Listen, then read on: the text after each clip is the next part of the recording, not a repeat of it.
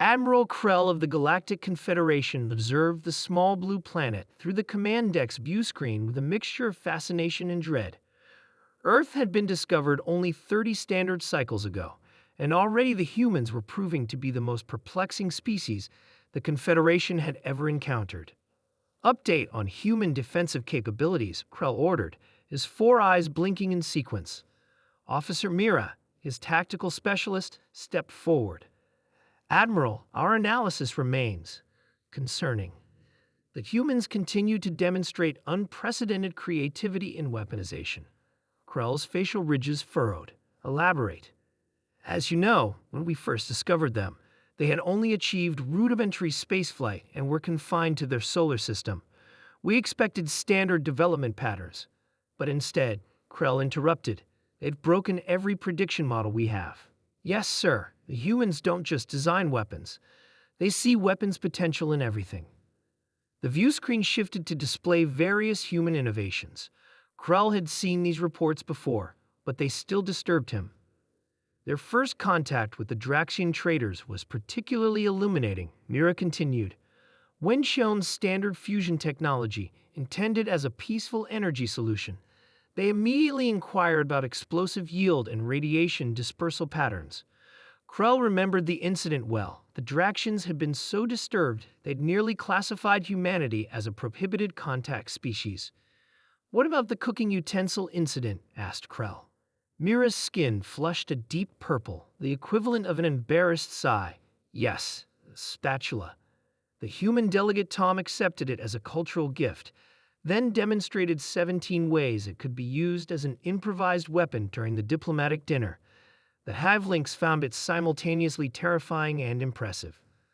The view screen switched to footage of a human research facility. Scientists in white coats were excitedly gathered around a table containing what appeared to be simple household items.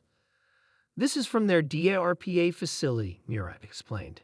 They're testing ordinary objects for, as they call it, dual-use applications. Krell watched as a human demonstrated how a common cleaning solution, when mixed with another substance, could create enough thrust to propel a makeshift rocket. Their thinking is fundamentally different, Mira said.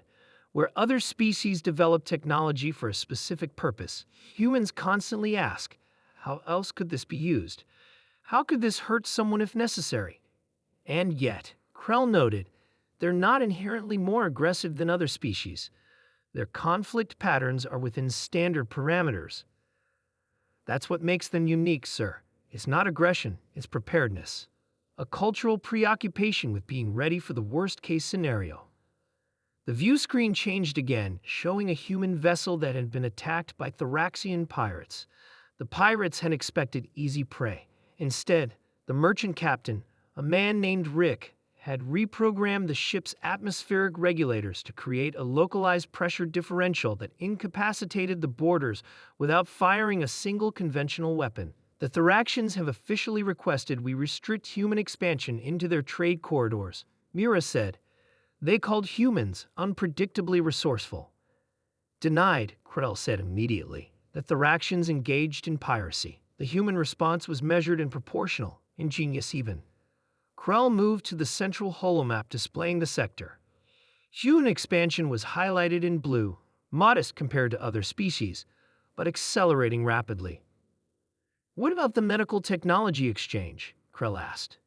Exemplary cooperation, sir. The humans shared breakthrough treatments for neural degradation, however. Mira hesitated.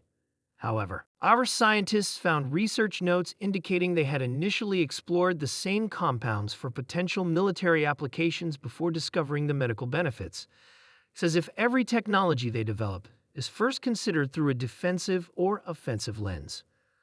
Krell contemplated this information. Their history explains much. They evolved on a predator-heavy world with multiple competing human subspecies. Survival required constant vigilance and innovation. Yes, sir. Their historical records show continuous adaptation of everyday technologies for warfare. Fertilizers became explosives. Communications tools became intelligence networks. Medical advances became biological countermeasures. The view screen displayed a human diplomatic team meeting with representatives from the reclusive Vish Collective.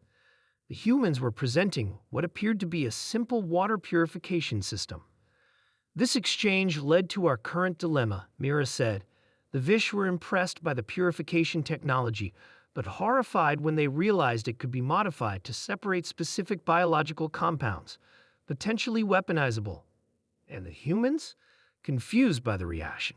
Their chief engineer, Dave, explained that all technology has multiple applications. In his words, of course it can be weaponized. Anything can. The point is choosing not to. Krell turned from the view screen, his decision made. Prepare my address to the Confederation Council. I will recommend continued engagement with humanity with a classification upgrade, sir. Mira looked surprised. Most advisors expected restrictions. That would be a mistake. Humanity's tendency to see the weaponization potential in everything makes them uniquely valuable. Not because they're warlike, but because they're prepared. I don't understand, Admiral.